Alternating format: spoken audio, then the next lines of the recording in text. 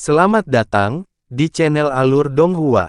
Sebelum menonton, silahkan subscribe, biar Mimin tambah semangat update-nya. Itu benar, kami telah melukai para pemberontak dan melacak jejak mereka. Selama kita menjaga pintu masuk ke dunia manusia, mereka tidak akan bisa melarikan diri. Ketika bala bantuan datang, mustahil bagi mereka untuk melarikan diri, kata Huang Xi. Wanita berjubah hijau itu mengangguk setuju. Kedua roh melanjutkan diskusi mereka sejenak dan lampu mereka berkedip sebelum menghilang dari pohon. Pada saat yang sama di sebuah ruangan tersembunyi di setting Sun City, ada beberapa orang yang tidak biasa duduk mengelilingi sebuah meja. Seorang biksu kurus yang mengenakan kalung tasbih hitam menoleh ke pria paruh baya berjubah putih dan bertanya, "Tuan Kota Lan, Anda mengatakan bahwa orang-orang klan roh ini terjebak di makam matahari terbenam dan kita harus mengusir mereka." Pria berjubah putih itu dengan cemberut berkata, "Benar. Saya baru saja menerima informasi ini. Saat mereka melarikan diri, mereka terluka parah oleh para pengejar dari klan roh. Dengan lebih banyak pengejar klan roh di dekat mereka dan luka parah, mereka tidak akan bisa sampai ke kota. Kami perlu menerimanya." Seorang pria berkulit gelap yang bertubuh seperti besi tiba-tiba bertanya, "Saudara Lan, apa yang dibawa oleh para lelaki klan roh ini? Sekarang masalahnya sudah sangat dekat, beritahu kami yang sebenarnya. Anda tidak hanya memanggil kami, tetapi Anda juga mengundang senior Huang Liang keluar dari pengasingan. Anda hanya akan melakukan ini untuk sesuatu yang sangat penting." Yang terakhir, seorang pria pucat mengenakan jubah kuning lebar mendengar namanya disebutkan dan berkata, "Rekan Taois Jin benar. Saya bergegas ke sini atas permintaan Tuan Kota sementara usaha saya baru-baru ini masih tetap tidak stabil. Saya juga cukup tertarik dengan apa yang dibawa oleh klan roh pria. Bisakah Tuan Kota Lan menjelaskan hal ini?" Pria pucat itu adalah Spirit Lord Huang Liang yang terkenal, dan pria berjubah putih itu adalah setting Sun City Lord. Tuan Kota tertawa masam dan berkata, "Lu senior, rekan Taois Jin, jika saya tahu apa yang mereka bawa, saya tidak akan diam saja. Namun, saya telah menerima perintah dari Istana Sage Sovereign untuk menerimanya." Perintah dari Sage Sovereign. Biksu dan pria besar itu menunjukkan kewaspadaan, dan kilatan cahaya muncul dari mata Tuan Kota. Biksu itu berkata dengan nada ragu, "Maka masalah ini pasti berhubungan secara pribadi dengan penguasa." City Lord Lan dengan hormat berkata, "Saya tidak tahu, tetapi bahkan jika penguasa tidak secara pribadi mengeluarkan perintah, itu masih berasal dari istana, jadi mungkin juga tidak ada perbedaan. Selanjutnya, ketika istana mengeluarkan perintah, mereka mengirim utusan khusus ke kota kami. Mempertimbangkan jarak yang sangat jauh dari kota asal surgawi dan banyak tanah dengan air mata spasial yang tidak stabil di antaranya, mereka membutuhkan waktu yang cukup lama untuk tiba. Kita harus melindungi orang-orang klan roh dan memastikan mereka tidak terluka, sehingga utusan itu bisa melihat mereka." Huang Liang tersenyum dan berkata, "Karena itu adalah perintah dari Istana Sultan, tidak ada yang perlu didiskusikan. Namun, saya cukup tertarik dengan apa yang dibawa oleh rekan-rekan klan roh itu." Biksu dan pria besar itu bertukar pandang tetapi tetap diam. "Karena senior Lu dan kalian rekan Taois tidak keberatan, mari kita pergi ke setting Sun Tung dalam 2 hari dan temukan anggota klan roh itu. Mereka menyembunyikan diri. Siapa di sana?" Ketika City Lord Lan hendak berbicara tentang lokasi pemberontak klan roh, Huang Liang berteriak dan menyapu tembok. Ledakan. Tangan kristal kuning muncul di luar dan terbang keluar. Dalam kilatan cahaya kelabu, sesuatu ditangkap dari luar. Setelah itu, benda di tangan kristal itu meledak menjadi untaian abu-abu yang tak terhitung jumlahnya, berhamburan ke segala arah. "Tidak baik. Segudang benang hantu." Huang Liang berteriak. Dia melambaikan lengan bajunya dan melepaskan kabut kuning yang menutupi tubuhnya. Ketika yang lain mendengar ini, mereka juga sangat terkejut. Biksu itu dengan cepat mengambil tasbih di lehernya dan mengubahnya menjadi awan hitam yang menutupi tubuhnya. Adapun pria besar berkulit gelap, dia mendengus, mengeluarkan perisai besi hitam untuk memblokir bagian depannya. Tuan kota meludahkan teratai es kristal. Dalam suar cahaya biru, dia menghilang dari pandangan. Saat orang-orang itu bersiap untuk menghadapi serangan mendadak ini, utas yang meluap tiba-tiba melintas dan menghilang. Orang-orang itu tercengang pada saat berikutnya. Sebuah ilusi. Spirit Lord Huang Liang adalah yang pertama bereaksi dan dia melambaikan tangannya. Tangan kristal kuning itu terbang kembali ke arahnya. Di bawah pemeriksaan lebih dekat, tangan memegang jejak debu perak yang samar-samar berkilau. Huang Liang mengulurkan jarinya dan menggosoknya sebelum membawanya ke matanya. Sesaat kemudian, debu perak berubah menjadi merah, lalu kuning, dan akhirnya menghilang. Huang Liang memasang ekspresi dingin dan berkata, itu adalah klon ilusion Flame Mode dewasa yang meledak. Serangga roh mampu mengubah tubuhnya menjadi tidak berbentuk untuk waktu yang singkat dan menyelinap ke tempat ini, dan jejak indera spiritualnya seharusnya dapat melarikan diri selama gangguan. Saya yakin tubuh aslinya pasti berada di dekat setting Sun City. Saya kira itu mendengar banyak percakapan kami. Ah ya, debu mengat memiliki ki dari setan lain. Serangga itu seharusnya diasuh oleh klan iblis. Ketika City Lord Lan mendengar ini, ekspresinya berubah menjadi tidak sedap dipandang. Tanpa ragu, penguasa kota mengumumkan, kami akan berangkat besok. Kita tidak bisa membiarkan iblis menangkap mereka terlebih dahulu. 2 jam kemudian, di sebuah gunung kecil yang berjarak 50 km dari setting Sun City, seorang pemuda duduk bersila di atas batu besar, bermeditasi dengan mata tertutup. Di kepalanya duduk seekor ngengat berwarna-warni seukuran kepalan tangan. Itu mengepakkan sayapnya dan melepaskan bintik cahaya yang indah. Ada seorang wanita ramping berjubah istana yang berdiri di belakang pemuda itu. Dia memiliki mata yang tajam, alis yang tebal dan membawa aura yang sangat buruk. Dia adalah kultivator iblis Phoenix hitam yang ditemui Han Li di luar kota Yuyuan. Wanita yang sombong ini sekarang dengan patuh berdiri di belakang pemuda itu dan dengan hormat menunggu dalam diam. Ketika suara udara yang robek bersiul, untaian abu-abu tipis kembali ke mereka dan menghilang menjadi ngengat di kepala pemuda itu. Pemuda itu kemudian membuka matanya untuk mengungkapkan kecerdasan. Dia melambaikan tangannya di atasnya dan mengulurkan jari putihnya yang cantik. Ngengat itu terbang dan mendarat di jari pemuda itu. Setelah itu, cahaya mulai berdenyut dari tubuh ngengat saat warnanya berubah sebentar-sebentar. Setelah beberapa waktu, cahaya ngengat itu berhenti dan kembali normal. Dengan ekspresi aneh di wajahnya, pemuda itu bergumam, kemunculan Huang Liang tua ke kota terkait dengan masalah yang melibatkan klan roh. Selain itu, seseorang telah dikirim oleh Sage Sovereign. Tampaknya para pemberontak klan roh itu membawa sesuatu yang penting. Sepertinya saya menghabiskan klon ilusion Flame Mode saya tidak sia-sia. Setelah beberapa saat hening, dia menyuruh ngengat itu terbang kembali ke kepalanya sebelum turun dari batu besar. Keponakan Xiao, aku mendengar gadis muda yang kamu bawa kembali ke Black Phoenix Clan memiliki varian darah True Phoenix Clan, bakat yang luar biasa. Kudengar dia sudah menembus menjadi iblis kelas 5. Apakah ini benar? Pemuda itu bertanya pada wanita di belakangnya. Itu benar, Senior Huan. Gadis muda Daer itu memiliki beberapa bakat.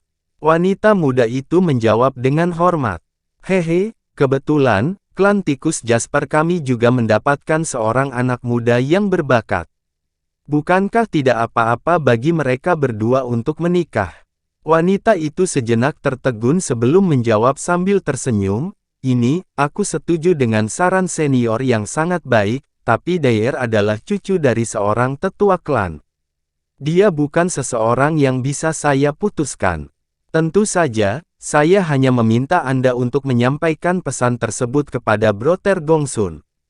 Pemuda yang saya sebutkan memiliki status yang setara, jadi saya telah membuat saran.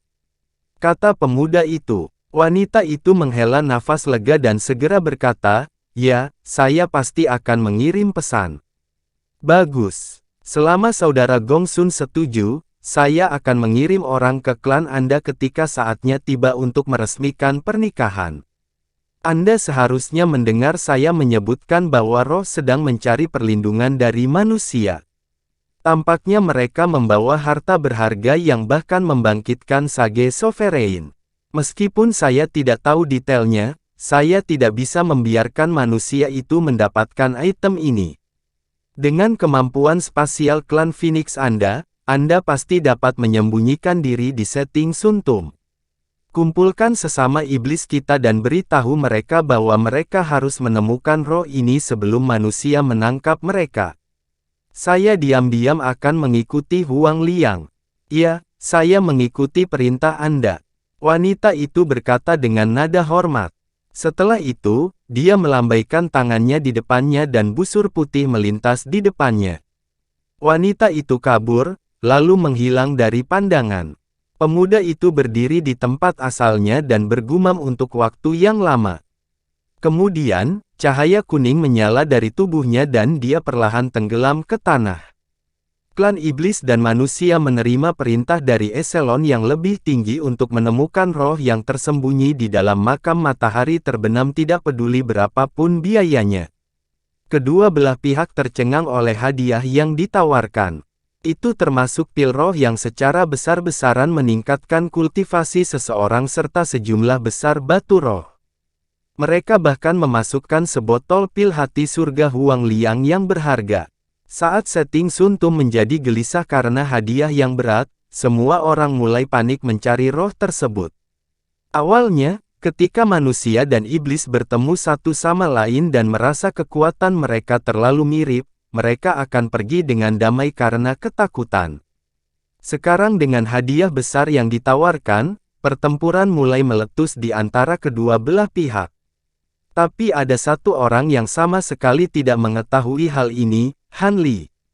Pada saat itu, dia menemukan dirinya dalam pertempuran berbahaya pertamanya sejak memasuki makam matahari terbenam. Ketika Han Li melihat binatang kecil itu lebih dari 100 meter jauhnya, dia menghela nafas panjang. Dia terengah-engah sesaat sebelum napasnya kembali normal. Namun, matanya tidak meninggalkan binatang itu untuk sesaat. Macan tutul itu berukuran sama dengan kucing biasa, tetapi ia memiliki kecepatan yang mengejutkan. Bahkan langkah asap pergeseran Han Li masih kalah dalam kecepatan. Akibatnya, beberapa gesekan berhasil mendarat di jubah birunya selama pertempuran, memperlihatkan baju besi abu-abu dan daging emas di bawahnya.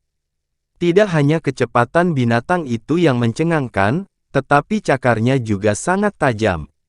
Ada berbagai tingkat bekas luka di armornya. Bahkan tubuhnya yang keras memiliki darah keluar dari cakar kucing itu.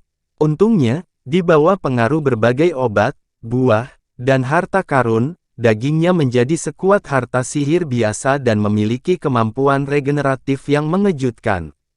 Dalam waktu singkat, Han Li mampu menyembuhkan lukanya. Meski begitu, Han Li masih merasa cukup muram. Saat pertama kali bertemu dengan macan tutul, ia tampak tertidur lelap di atas pohon terdekat dan tampak tidak berbahaya. Pada saat itu, pikiran Han Li meluap dengan keingintahuan seperti anak kecil dan berpikir untuk membelai binatang kecil itu. Tapi dia sama sekali tidak menduga bahwa dia akan mengagetkan binatang itu dan membuat kemarahan yang ganas. Dalam beberapa lompatan, itu akan mengelilinginya dengan selusin gambar yang menyerangnya. Karena dia tidak dapat melepaskan indera spiritualnya, dia tidak dapat memahami lokasinya bahkan dengan mata rohnya dan sangat menderita karenanya. Akhirnya, binatang kecil itu terpaksa mundur dengan bekas luka kecil menutupi tubuhnya. Han Li hanya bisa menggunakan langkah penyaringan asap ke level maksimum dan mengedarkan kekuatan besar tubuhnya ke lengannya, mengibaskan tombaknya hingga menjadi awan cahaya hitam. Saat bayangan tombak bersiul, itu menginspirasi ketakutan pada binatang itu, menghentikan serangannya. Tapi tidak peduli seberapa kuat Han Li, dia tidak bisa menahan serangannya untuk waktu yang lama. Saat tombak di tangannya agak melambat, macan tutul menyapu kabut tombak dan mengusap tenggorokan Han Li. Dalam marah Han Li, mati-matian menggunakan kecepatan yang lebih besar dari sebelumnya dan dengan cepat memutar tombak untuk memblokir cakar macan tutul. Binatang kecil itu sangat terkejut dan melompat sejauh 10 meter. Kemudian menatap Han Li dengan sepasang mata hijau. Han Li dan macan tutul menemui jalan buntu. Binatang itu sangat muram untuk menemukan karakter aneh seperti Han Li yang memiliki kekuatan luar biasa dan daging yang tidak bisa ditembus. Dengan terbentuknya kebuntuan, Han Li menggunakan kesempatan ini untuk memeriksa macan tutul secara menyeluruh dengan mata menyipit. Han Li menghela nafas. Selain ukurannya yang kecil, ia tampak seperti macan tutul biasa. Setelah mencari melalui ingatannya tentang catatan yang dia baca di setting Sun City, dia tidak dapat memikirkan seperti apa binatang purba yang ganas ini. Itu juga tidak mungkin untuk menjadi binatang iblis. Binatang kecil ini bertarung hanya dengan kekuatan dan kemampuan tubuhnya. Itu tidak memiliki kekuatan iblis. Ini pasti menjadi varian binatang. Setelah sekian lama, itulah satu-satunya kesimpulan yang bisa dipikirkan Han Li. Akhirnya, binatang kecil itu kehilangan kesabarannya dan sebuah cahaya tak menyenangkan melintas di matanya. Berjongkok dalam persiapan untuk serangan lain. Pikiran Han Li bergetar dan dia mengencangkan cengkeramannya pada tombak, mengambil posisi bertahan. Tapi cahaya putih menyala dari tangannya yang lain saat menggenggam kantong binatang buas. Kantung itu berisi segudang kumbang pemakan emas. Han Li membuat keputusan bahwa jika binatang itu menerkam di atasnya, dia akan membuka tas dengan cincin rohnya. Meskipun dia tidak memiliki kekuatan sihir dan tidak bisa mengendalikan kumbang, dia masih bisa mengandalkan kemampuannya untuk memusnahkan binatang kecil itu. Satu-satunya masalah baginya adalah mengambilnya kembali. Tanpa indera spiritualnya, dia pasti menyia-nyiakannya. Namun, Han Li tidak punya pilihan. Binatang kecil itu menggeram dan tubuhnya kabur, berubah menjadi 2, lalu 4. Dalam sekejap mata, lebih dari 30 binatang kecil yang identik muncul di atas pohon dengan taring terbuka dan siap menerkam. Dalam alarm Han Li, dia menyadari bahwa binatang itu tidak menggunakan kekuatan penuhnya. Dia segera membawa bagian belakang di depannya dan hendak melemparkannya. Tapi kemudian di saat genting itu, terdengar teriakan burung aneh dari kejauhan. Kedengarannya seperti burung gagak, tapi jauh lebih keras. Ketika macan tutul mendengar ini, wajahnya membeku dan bayangannya menghilang. Dalam sekejap mata, hanya satu dari mereka yang tersisa. Kucing itu melirik Han Li dalam-dalam sebelum menoleh dan menembak jauh ke dalam hutan. Sesaat kemudian, itu menghilang dari pandangan. Han Li santai dan mengambil kantong binatang rohnya. Meskipun dia tidak tahu apa yang sedang terjadi, dia tidak tertarik mengejar kucing itu. Dia perlu menemukan tempat di mana dia bisa memahami apa yang baru saja terjadi. Dalam pertempuran terakhir, ada perkembangan yang luar biasa dan dia menyadari sesuatu. Ini adalah kemungkinan baginya untuk membuat terobosan. Dengan membalik tangannya, dia mengeluarkan jubah biru dari gelang penyimpanannya dan mengganti pakaian yang robek di tubuhnya. Kemudian, dia pergi ke arah yang jauh dari macan tutul. Karena Han Li takut perasaan wahyu ini akan segera hilang, Han Li tidak pergi jauh. Sebaliknya, dia dengan cepat berlari sejauh 50 km ke sebuah lembah kecil dan membuka sebuah gua kasar di dinding batu. Dia segera masuk dan duduk bersila. Memahami kilatan pencerahan baru-baru ini membutuhkan waktu 3 hari penuh. Ketika Han Li membuka matanya, dia memasang wajah kecewa. Meskipun dia memperoleh beberapa keuntungan dari pertempuran itu, itu tidak cukup baginya untuk menembus hambatannya saat ini. Tapi dia tidak terlalu sedih. Meskipun dia tidak berhasil kali ini, pertempuran hidup dan mati yang diilustrasikan ini akan sangat membantu dalam membuat terobosan. Jika dia mengalami beberapa pertempuran lagi, dia pasti akan berhasil. Setelah menenangkan hatinya, dia mengatur barang-barangnya dan meninggalkan gua. Berdiri di luar gua, dia berhenti berpikir untuk waktu yang lama. Dia merasa bahwa binatang kecil itu adalah lawan yang ideal untuknya. Jika dia bisa melawannya beberapa kali lagi, dia mungkin berhasil mendapatkan pencerahan. Meski dia tahu itu akan berbahaya, pemulihan kekuatan sihirnya jauh lebih penting. Ekspresinya goyah untuk waktu yang lama sebelum memutuskan untuk mencari macan tutul yang berbahaya itu. Ketika dia meninggalkan lembah, Han Li menuju ke arah di mana macan tutul terakhir terlihat, tetapi dia akhirnya sangat kecewa. Dalam satu nafas, dia menyapu ratusan kilometer di sekitar pegunungan, tetapi dia tidak menemukan jejak binatang itu. Tak berdaya, Han Li hanya bisa berangkat dari pegunungan dan menemukan tujuan lain yang cocok. Lebih dari 10 hari kemudian di tepi sebuah danau besar, ada selusin penyuling tubuh dengan berbagai pakaian. Mereka dikelilingi oleh ular merah tua dengan jambul di kepala mereka. Pemurni tubuh menggunakan alat roh mereka semaksimal mungkin saat menyerang ular. Serangan ular itu dipisahkan menjadi dua jenis.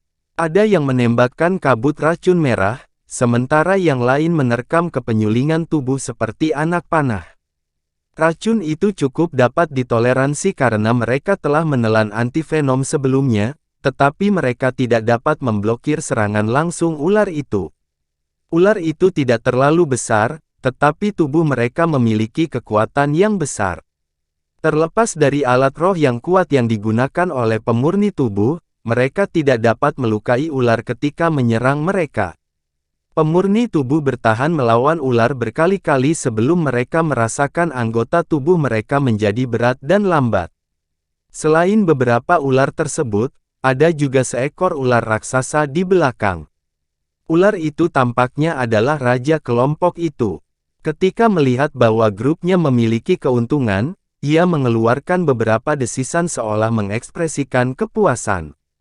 Tapi tiba-tiba, dentuman petir terdengar dari bawah danau.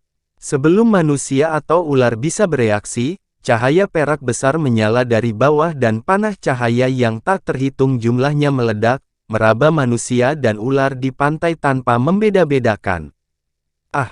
Penghalus tubuh hanya bisa krim, tapi mereka tidak bisa mengelak, dan ular tidak lebih baik. Banyak dari mereka diubah menjadi bantalan oleh paku es. Hanya ular besar di belakang yang cukup cepat untuk bereaksi. Ia tiba-tiba membengkokkan tubuhnya dan menerkam sejauh 30 meter, menghindari panah es. Tapi sebelum ular itu mendarat, bumi di bawahnya pecah.